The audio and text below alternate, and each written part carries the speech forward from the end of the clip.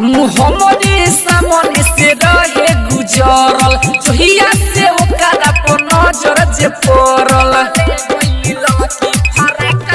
हाँ मोहम्मदी सामने से रहे गुजरल जोहिया से ओकरा पर नजर जे पड़ल रहे। सुहूरत उनकर सावा लाखवाली रहे। सूरत उनकर सावा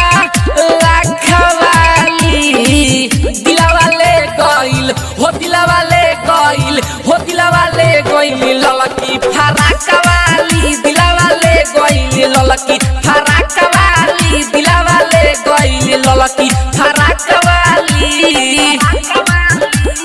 सुपर रिकॉर्डिंग स्टूडियो आदापुर। दिलावाले गइली ललकी फराकवाली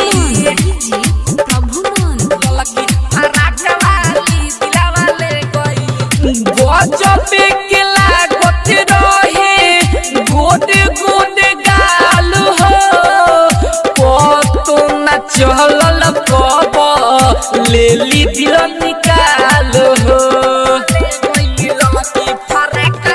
आए हो गजब के लागत रहे गोद गोद गाल हो पतो न चलल कब लेली दिल निकाल हो।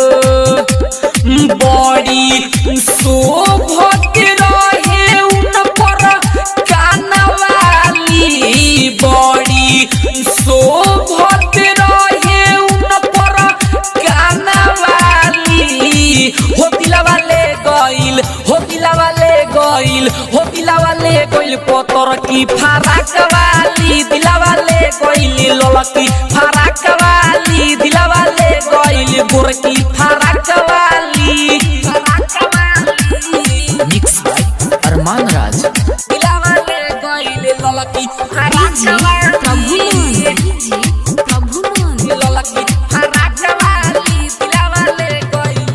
दिल के बेचैनी उमा ढाके चली गइली का जाने कहवन जादू याद हम पे कइली।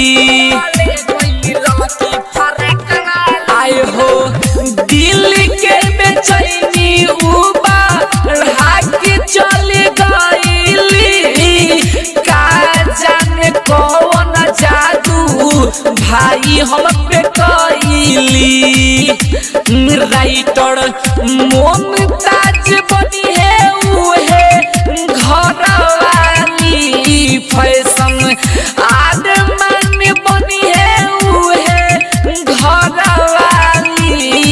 हो दिलावाले गइल हो दिलावाले गइल हो दिलावाले गइल होय गोरकी फराकवाली दिलावाले गइल पतर की फराकवाली दिलावाले गइल ललकी फराकवाली।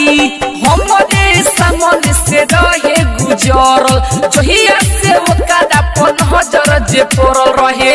सुहूरत उनकर सावा लाखवाली रहे। सूरत उनकर सावा लाखवाली दिलावाले गइल हो दिलावाले गइल हो दिलावाले गइल ललकी फराकवाली दिलावाले गइल ललकी फराकवाली दिलावाले गइल ललकी फराकवाली। Super recording studio Adapur.